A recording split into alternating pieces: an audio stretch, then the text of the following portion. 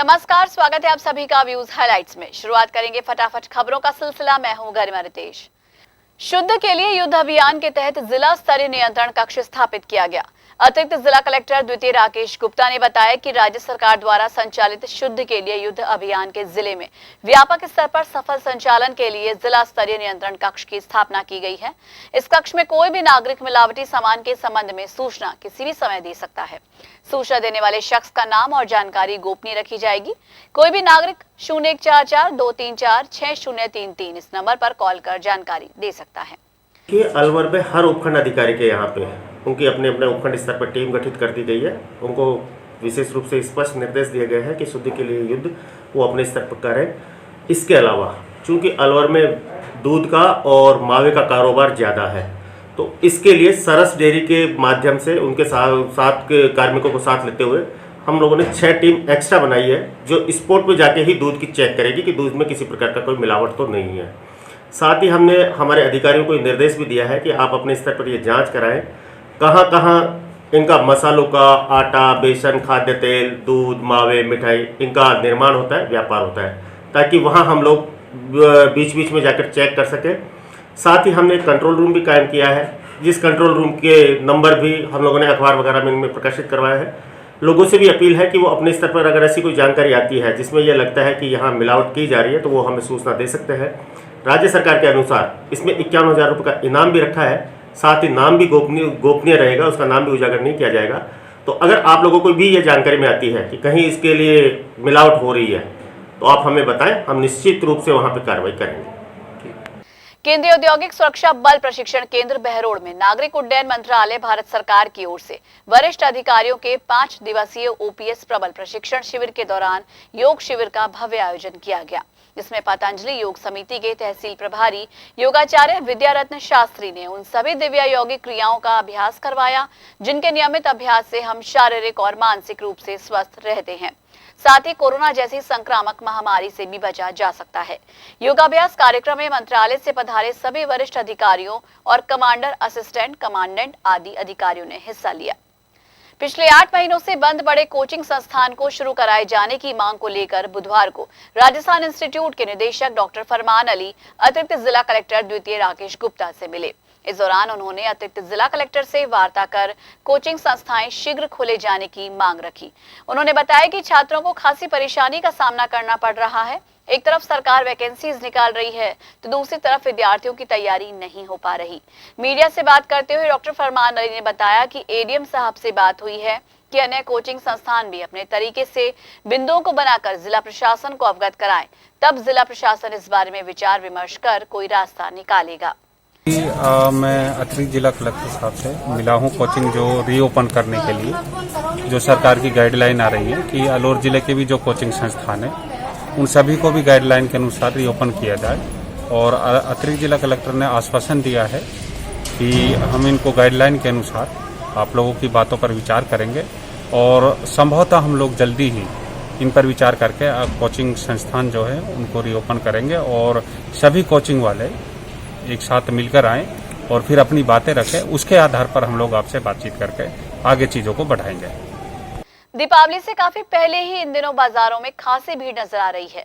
एक तरफ जहां कोरोना संक्रमित मरीजों की संख्या में बेतहाशा बढ़ोतरी हो रही है, वहीं दूसरी तरफ कोरोना प्रोटोकॉल पर कोई ध्यान नहीं दे रहा। इन दिनों बाजारों में भीड़ सोशल डिस्टेंसिंग की धज्जियां उड़ाते नजर आ रही है। ऐसे में जागरूक लोगों का कहना है कि सरकार और प्रशासन ने अपना काम कर दिया है, अब लोग खुद ही अपनी जिम्मेदारी समझें। बहरोड़ कस्बे में दीपावली के त्योहार को देखते हुए पुलिस द्वारा सख्त रवैया अख्तियार किया जा रहा है। इस दौरान पुलिस ने बहरोड़ कस्बे में 2 गोदामों पर छापेमारी की, जिस दौरान पुलिस को बड़ी मात्रा में पटाखे और आतिशबाजी का जखीरा मिला। वहीं बहरोड़ डीएसपी महावीर सिंह शेखावत ने बताया कि भिवाड़ी एसपी के निर्देशन पर पुलिस द्वारा कस्बे में पटाखों के खिलाफ कार्रवाई की जा रही है। थानाधिकारी विनोद सांखला ने दी जानकारी, किसी भी सूरत में अवैध पटाखों की बिक्री बर्दाश्त नहीं की जाएगी। साथ ही आमजन से अपील करते हुए भी सांखला ने बताया कि अगर इस तरह के पटाखों की जानकारी मिले तो तुरंत पुलिस को सूचित करें। पुलिस द्वारा लगातार की जा रही कार्रवाई से कस्बे में अवैध रूप से काम कर रहे लोगों में हड़कंप मचा हुआ है। इस दौरान कार्रवाई में ओझा राम किशन चौधरी सहित अन्य पुलिस टीम भी मौजूद रही। श्रीमान एसपी साहब के निर्देशानुसार अवैध पटाखों के भंडारण पर कार्रवाई चल रही है। इसी के तहत आज मानपुरा मोहल्ले में कार्रवाई की गई है। कितना भंडारण कराया गया? अभी कार्रवाई चल रही है, अभी कुछ समय बाद पता पड़ेगा कितनी मात्रा के पटाखे। सर, पुलिस को कई बार सूचना देने के बावजूद भी मौके पर नहीं पहुंचती, पटाखों की सूचना दी गई है उसके बावजूद नहीं पहुंची, उसके बारे में क्या कहते हैं? इस संबंध में हमारे पास जैसी सूचना आती है तुरंत कार्रवाई की जाती है और की जाती रहेगी। पूर्व में भी इस प्रकार की कार्रवाई की गई। और व्यूज में फिलहाल वक्त हो चला एक छोटे से ब्रेक का, लेकिन आप कहीं मत जाइए, देखते रहिए माध्यम। हेलो सर, वेलकम टू अपना घर शालीमार। अच्छा, सोसाइटी मेन हाईवे पर ही है। सर ये हमारी सोसाइटी का मंदिर है, वैसे गुरुद्वारा और जैन मंदिर भी है, और sir 24 hour active security. Sir ये चारों तरफ खूबसूरत पहाड़ों का नज़ारा, 4000 हैप्पी फैमिलीज ऑलरेडी रह रही हैं। ये हमारा swimming pool, gym, central park and kids play area. और सर ये हमारी सोसाइटी का शॉपिंग कॉम्प्लेक्स। आइए मैं आपको स्कूल दिखाता हूँ। स्कूल? अच्छा, वो भी सोसाइटी के अंदर ही है। ये क्या बन रहा है? सर ये अपना मॉल बन रहा है। मॉल? जी सर। इतनी सारी चीजें एक ही जगह पर? एक मिनट यार, कुछ कॉस्टिंग का आइडिया तो दे दो। बिल्कुल सर, आइए मार्केटिंग ऑफिस में बैठ के आराम से बात करते हैं। 90% लोन की सुविधा, सब्सिडी और किफायती दर। तो आप कब आ रहे हैं अपना घर शालीमार?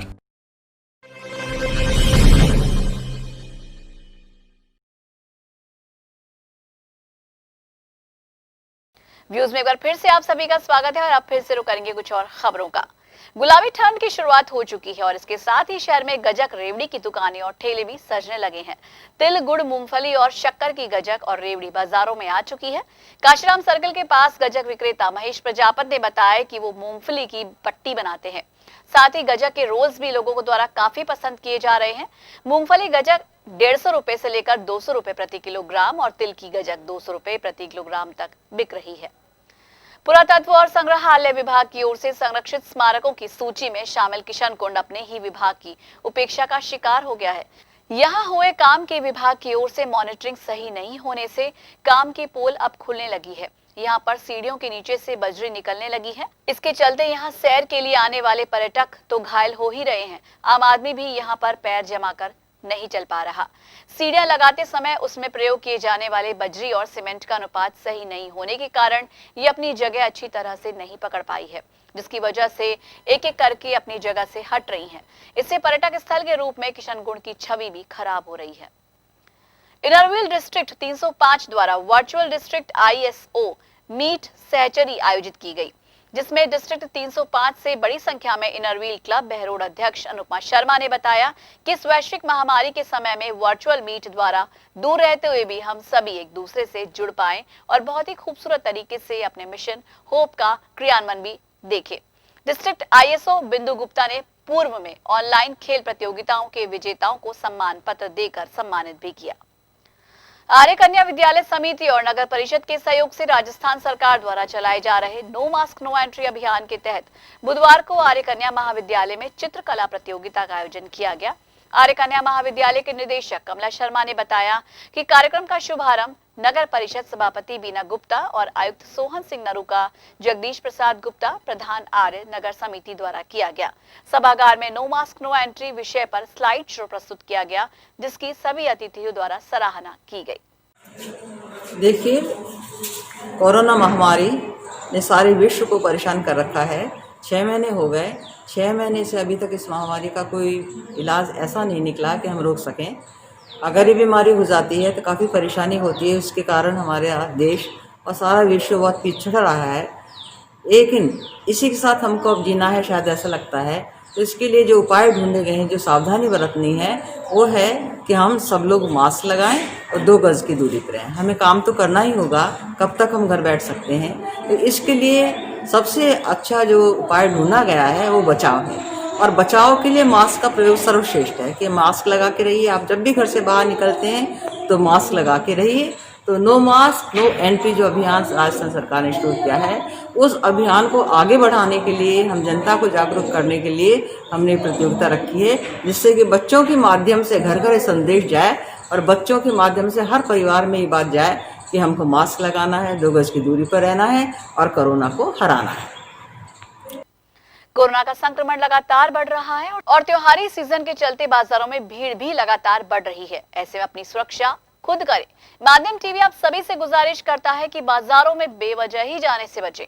बहुत जरूरी हो तो ही जाएं, लेकिन मास्क लगाना ना भूलें, क्योंकि फिलहाल आपका मास्क ही आपके लिए वैक्सीन का काम कर रहा है। कोरोना वायरस से बचाव ही उपचार है। तो आज के लिए व्यूज में बस इतना ही।